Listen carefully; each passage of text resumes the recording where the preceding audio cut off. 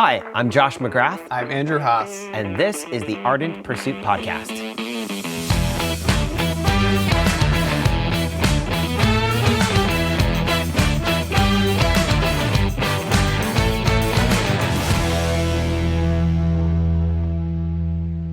Welcome back to this week's episode.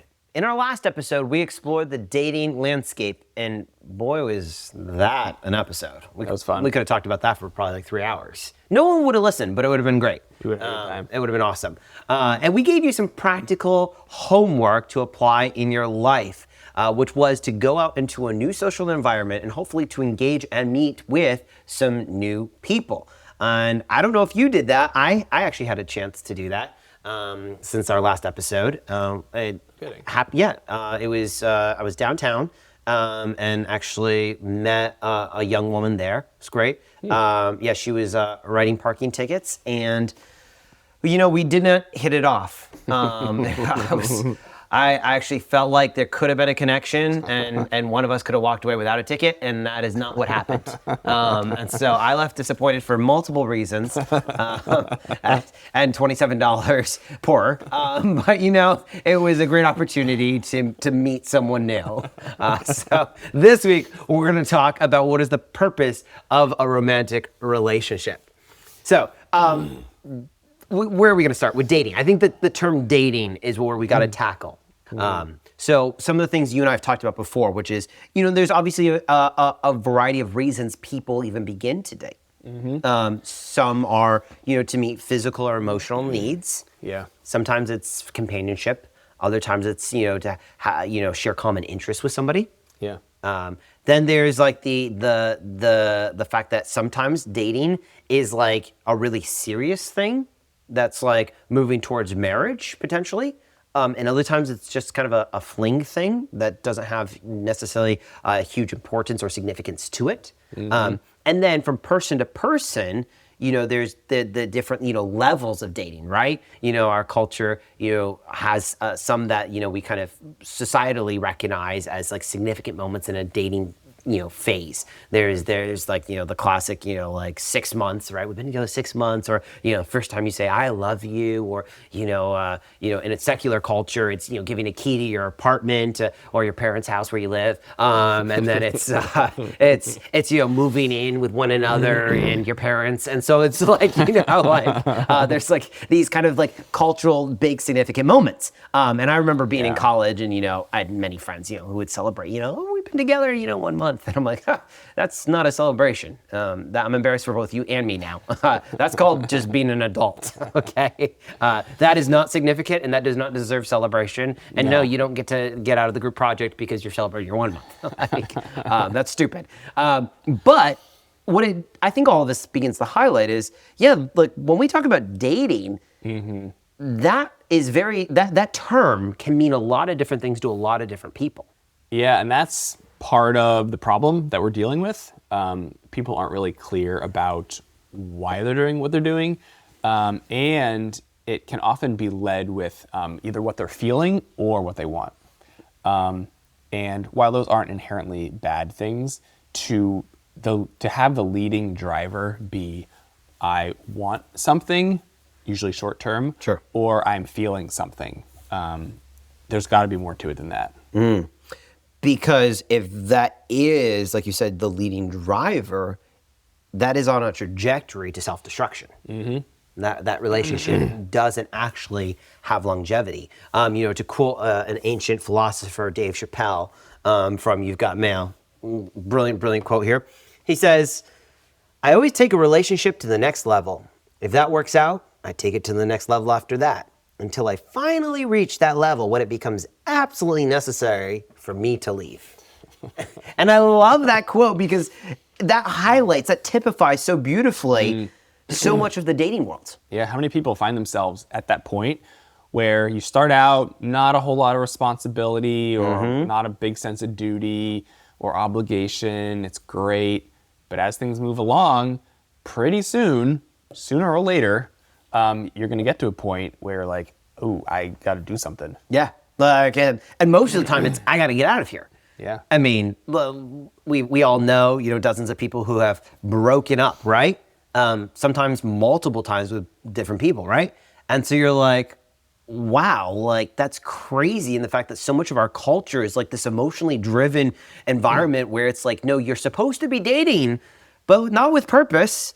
And there should be like no duty or honor really associated with it until such a point as it gets so bad that then you just get out and then you repeat that cycle all over again. And the problem with that is what it develops is it conditions people to approach relationships in a very unhealthy manner. I mean, let's be honest. You know, the early stages of dating, we know this culturally, statistically, anecdotally. Those are like the most fun moments of any relationship. And, you know, you're going out to dinner. You know, she touches your arm, touches your knee. She's flirting, you're flirting. You're flexing your non-workout arms, and like so, like you're trying to be really cool and masculine, and she's being all feminine, and you're leaning into kind of that sexual tension, and it's like very exciting. But if there's not purpose to that, you can begin to condition yourself where you think that's all there is to a relationship, is that. And unfortunately, so much of even the Christian world, you know, we're coming at this from a Christian perspective, a Christian worldview. So much of the Christian world has actually adopted a lot of the secular culture's values and approach to dating. Dating's got to be more than I am going to go hang out with this person and I'm going to have a great time. Yes. It's got to be more than we spend time together and I love it. We have a great time. There's chemistry. There's got to be more to why you're doing it than that sort of thing. Because not all dating relationships necessarily are romantic relationships, but something that we understand kind of from a biblical perspective as Christians when we come at this is we understand this idea of covenant. And for the Christian, there's covenant and there's no covenant. There's no half covenant. Nope. Doesn't exist. By the very nature of it, like you can't, you know, half sign your name on a contract and be like, I'm uncomfortable with the rest of this, but the half that I signed, I'm good with. Half my name represents. Yes, half my name represents the half that I'm okay with. No, you're either all in. Both parties are either all in or they're all out. That's what covenant is. And we know from a biblical perspective, that's what marriage is. It's a covenant where both parties are saying, I'm all in. And so prior to that covenant made before the Lord, there is no covenant. So yes, you're not beholden to the person. But like you said, what are the habits that you're developing in your life in the seasons of dating where you're only in it until you're not satisfied? Because there will come a day in your marriage where you will wake up and you won't be satisfied. Yeah, you know, it's the idea of duty. It's Yes. like when you commit to something, you're not just committing to when things go well. Yeah. Let your yes be yes and your no's be no. Yeah. When you sign up for the military, it's like you're not just there for the fun times. Yep. If there are any. But you have a sense of duty, and it's like, I committed to this. This is what I'm doing. Yeah. And ultimately, a relationship is going to be the same thing. 100%. So there needs to really be a vision for that relationship that needs to extend beyond just the let's be in a relationship. There really does need to be a vision for marriage, ultimately. And from the very get-go. From the get-go, yes. Because like, why would you enter into a relationship if marriage is not on your radar at all, or you don't want to ever be married? Right? Like that seems kind of insane. At that point, the question becomes, what is the purpose of that relationship? Right. Like, lonely or... Yes. What is that relationship fulfilling in your life that God himself is not? And so from the Christian perspective, particularly from the man's perspective of being an initiator, if you're going to be one who initiates a relationship, there better be some vision behind that relationship. It better not be just, it fulfills me. I'm like, I oh. want somebody to hang out with. Yeah. Like, no, nobody cares about that. Go run 10 miles. Like, it fulfilled a different way. Like, we just, like, I don't have time for that. Like, that does not help you or me. Exactly. So, I want to explore this idea that a biblical relationship, a biblical romantic relationship, should ultimately lead to a decision, either marriage or separation. Yeah. Thoughts on that? You should pretty quickly come to that fork in the road. That's not something that generally takes a while to figure out. And Which is contrary to what our culture says. Right. Part of our going to the next level is like, well, we've been together for 5 years now, so like, at any moment he may pop the question. And if you're not getting to that fork in the road, you're probably not putting in enough effort to get there. If it's still unclear after a certain amount of time, well, you got to make it clear. Okay, so let's unpack that. So if you're not getting to that fork in the road fairly quickly, and obviously there's no definitive amount of time, but I would say if you're a year, 18 months in, and you've not gotten to that fork in the road, you've put yourself in a category where it's like you've become comfortable with the status quo, and the status quo is whatever, a companion, emotional fulfillment, physical fulfillment, someone who shares common interests with me. That becomes the status quo versus a vision moving towards something greater than just the status quo. And if you're, defining a timeline can be iffy. Challenging. But Yes. yeah, 6 months, a year, 2 years, if you're that far in and you're not sure if this is someone that you could see yourself marrying, either the decision is made for you, or if you're thinking, yeah, this is someone I could marry, then think long and hard about what you are doing at that point and why things might not be moving toward marriage. Yeah. What's interesting about this is it flies in the face of culture, and I would say even a lot of Christian culture. So much of Christian culture has adopted secular values in the secular worldview of relationships, of romantic relationships, of dating, and sadly even of marriage and family. And so what you get is these men who, in high school start dating, or college start dating, but without a desire towards marriage. And then they just kind of end up in this like Christian frat boy status where they're just dating women because that's what you do. You date. And I think about, wow, what about all the investment of time, energy, resource, finances that are going into these relationships that are going nowhere, that had you invested in the kingdom, in your local church, in your community, in your family, in your friends, how different the dividends would have been at the end of 5 or 10 or 20 years of doing this. And I think, we've been friends for whatever, 20 some years. And that much of my story is about investing in families and investing in married couples. And that the vast majority of my time is actually not spent with necessarily my single peers, but is actually spent in family context, investing in people. And I think about, here we are, 15 years later, 18 years later of doing that. And I'm so thankful for the harvest and the fruit of that investment, not because it necessarily benefits me, but because I'm seeing in this next generation young women and men growing up and me be able to invest in them. I'm seeing marriages strengthen because I'm able to invest in them. I'm seeing friends groups being tighter and more knit together in the things of the Lord because I've been able to invest in them. Whereas had I been distracted by being in a relationship, residual relationships, what type of, harvest would I have today? Yeah. Yeah, it is very hard to walk that road of putting your time toward somebody in the evaluation process and then continually doing that. If it doesn't work out, okay, then maybe someone else comes along, evaluation process. That takes a ton of mental energy, time, effort to do that well. And that's all time spent figuring that out. If you do that over the long timeline, you've spent a lot of time not doing other things. Yeah. It's opportunity cost. But at least in that case, there's a vision for that if you're reevaluating. If you have never even get to the reevaluation stage, you could just be perpetually in a romantic relationship, because that's what you do. That's what your friends do. That's what culture does. Yeah. And really, it gets to this idea of keeping the decision in mind will help guide how long you remain together and how you move forward together.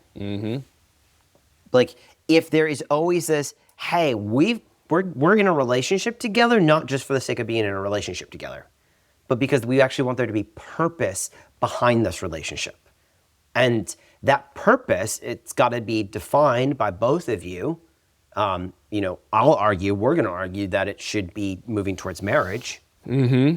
But like whatever that purpose is, that's the thing that's going to remind you and guide you when it's like you come up on 6 months, when you come up on 12 months, when you come up on 18 months, when you come up on 24 months of being together. And long term too, what you're evaluating and what you are keeping at forefront of your mind is what I'm doing in the best interest of the other person, long term.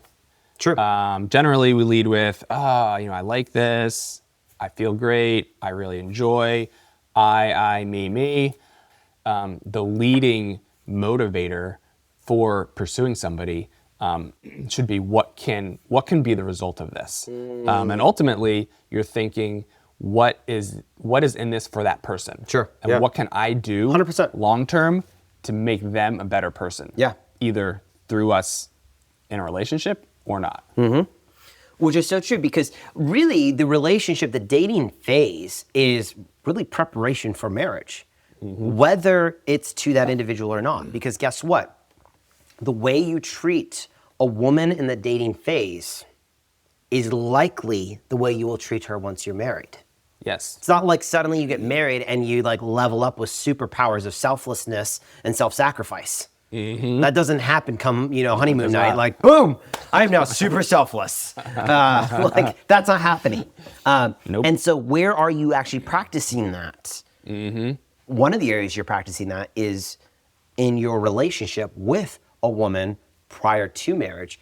Because if you're entering a dating relationship solely for how it benefits you, and let's say that relationship turns into a marriage, anyone who's been married for more than 5 minutes will tell you, if you approach your marriage with how does it benefit me, you're on a collision course to catastrophe. Yes. There we go. We got it out.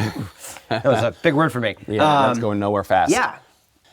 And when you are pursuing, well, not even when you're pursuing people, but when you are just in your single years, when you interact with and relate to other single, women in this case, how you treat someone non-romantically, if you genuinely do care for them and for their well-being, that actually sets a good precedent in your own life for how you treat your future spouse.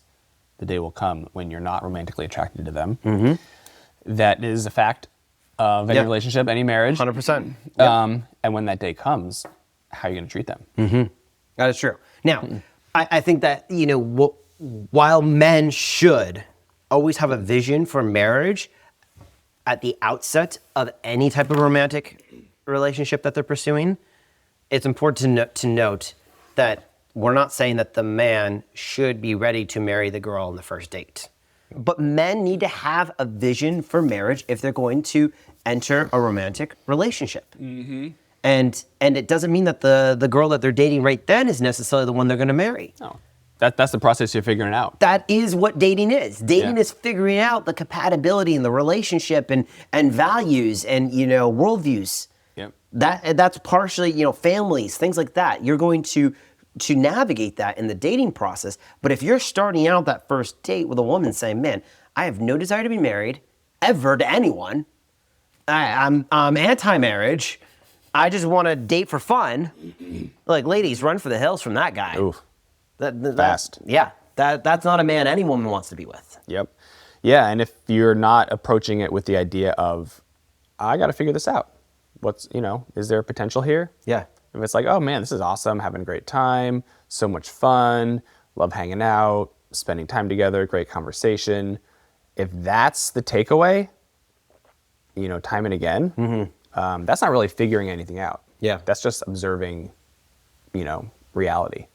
What's funny is, kind of culturally, and I would say this is even true within Christian culture, when you're younger, let's take, 18 to, 28, kind of those 10 years there. Really within that window of opportunity that we talked about in the last episode. People tend to freak out if the guy or the girl are really serious about their relationship and really wanting to move towards potentially marriage.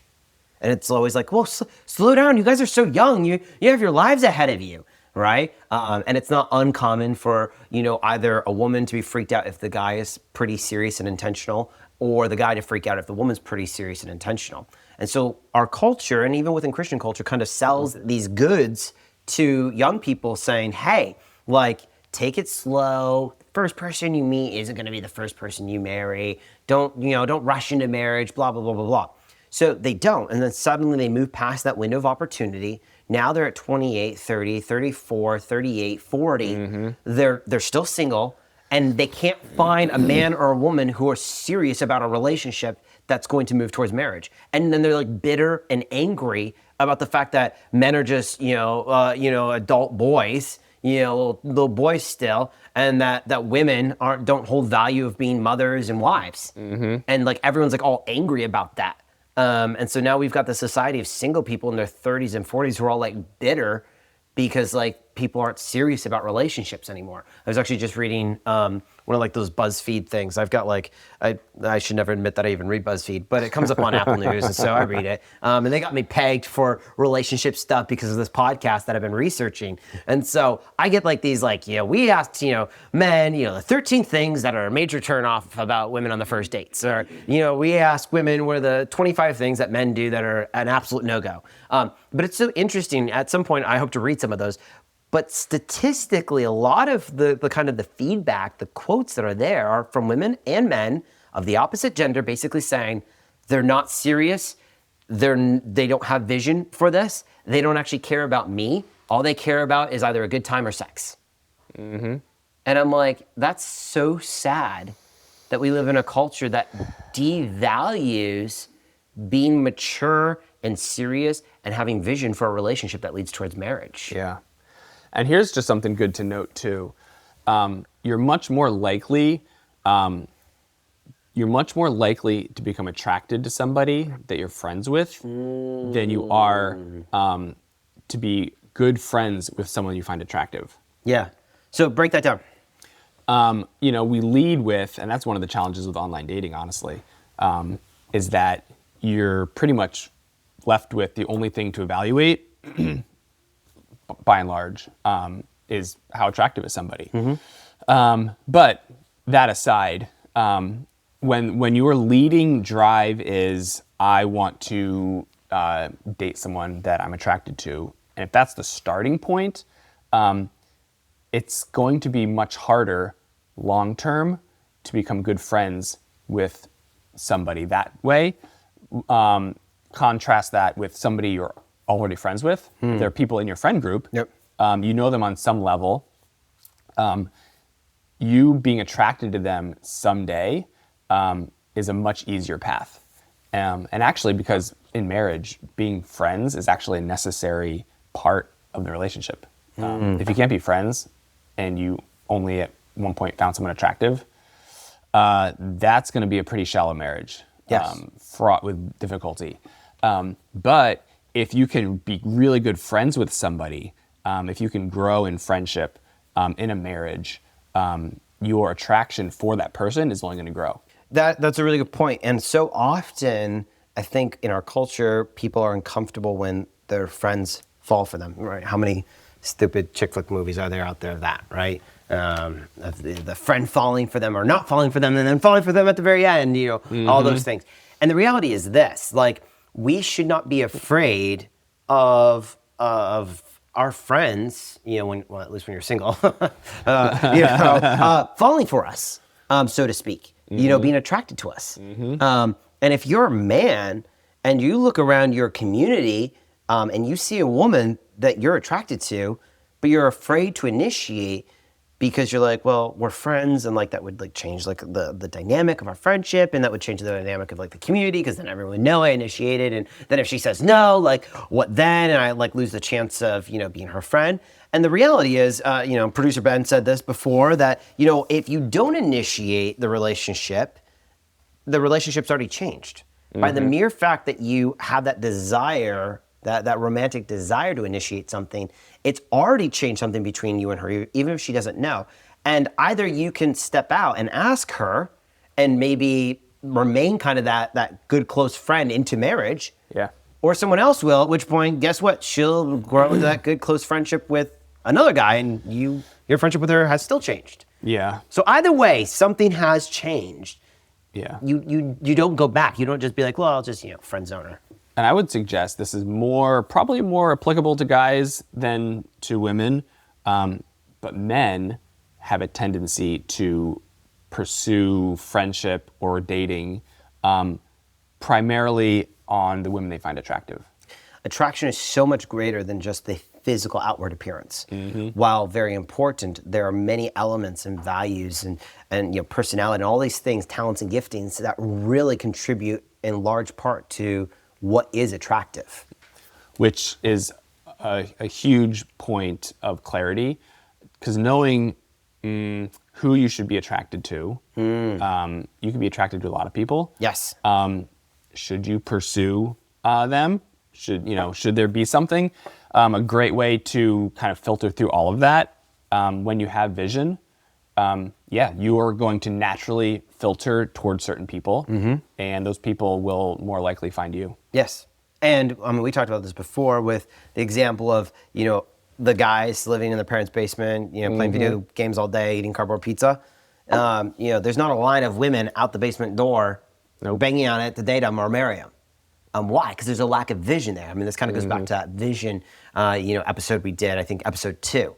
And so, as we conclude, kind of today's initial discussion surrounding what is the purpose of a romantic relationship, there's really two takeaways that we want to give you. Number one is for men who are in a relationship right now. If you're in a relationship right now, you need to get a vision or get out. If you've just been kind of perpetually dating without any plan or purpose, you need to get a vision for that, or you need to get out, because your relationship the purpose behind your relationship should drive you to a decision point. Are we moving towards marriage, or are we moving towards separation? And then for those of you who are not in a relationship, get a vision for relationship. Maybe you're thinking, well, I'd like to, pursue a relationship with this woman, or someday I'd like to be in a relationship. Get a vision for that. That's greater than just, I wish I were dating somebody. I wish I had, someone that I could do stuff with. Have a vision for why you would enter into that relationship. Also, go back and listen to episode 2 on vision, because even if you're not going to be in a relationship in the near future, having vision for your life is an essential part and component needed for successful relationships and marriages. So, I'm excited for what we're going to unpack in our next episode. Again, we have a few more foundational building block episodes to go, and then we're going to jump into the practice and the nitty-gritties of the actual how to initiate romantic relationships. But thanks for joining us today.